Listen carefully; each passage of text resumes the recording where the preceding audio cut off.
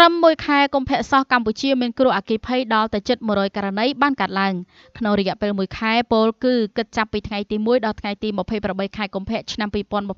2026នៅទូទាំងប្រទេសកម្ពុជាមានគ្រោះអគ្គិភ័យកើតឡើងដល់ទៅ97ករណីនេះបើតាមរបាយការណ៍ក្រសួងមហាផ្ទៃដែលបានយកមកផ្សាយដោយអគ្គនាយកដ្ឋានអន្តរប្រវេសន៍នៅថ្ងៃប្រហ័សទី5ខែមីនាឆ្នាំ2026របាយការណ៍បង្ហាញថាគ្រោះអគ្គិភ័យទាំង97ករណីកើតឡើងនៅក្នុងមូលដ្ឋានរាជធានីភ្នំពេញខេត្តចំនួន21លើកលែងតែខេត្តមណ្ឌលគិរីកែបឧត្តរមានជ័យនិងខេត្តបៃលិនប៉ុណ្ណោះដែលមិនមានករណីភ្លើងឆេះចំណែកគ្រោះអគ្គិភ័យទាំង97ករណីនោះបានបណ្ដាលឲ្យឆេះផ្ទះសម្បែងប្រជាពលរដ្ឋ83ខ្នងតូប1ខ្នងឃ្លាំង10ខ្នងកុដ8ខ្នងវិហារ1ខ្នង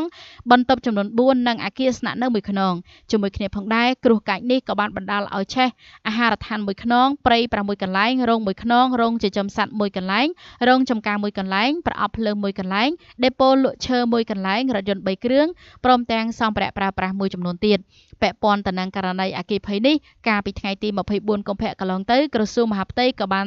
បង្ហោះសារក្រាររំលឹកប្រាប់ទៅប្រជាពលរដ្ឋឲ្យប្រុងប្រយ័ត្នភ្ជាប់ជាមួយនឹងរបាយការណ៍ពីចំនួនអគ្គិភ័យកើតឡើងជាញឹកញាប់កាលនោះក្រសួងបញ្ជាក់ថានាយកដ្ឋានបកការនិងពលរដ្ឋអគ្គិភ័យបានណែនាំឲ្យប្រជាពលរដ្ឋចេះប្រើប្រាស់ឧបករណ៍ពលរដ្ឋអគ្គិភ័យទាំងបុរាណនិងសម័យដូចជាបំពង់ពលរដ្ឋអគ្គិភ័យគ្រប់ប្រភេទនិងបែបបុរាណមានដូចជាធុងទឹកបាវខ្សាច់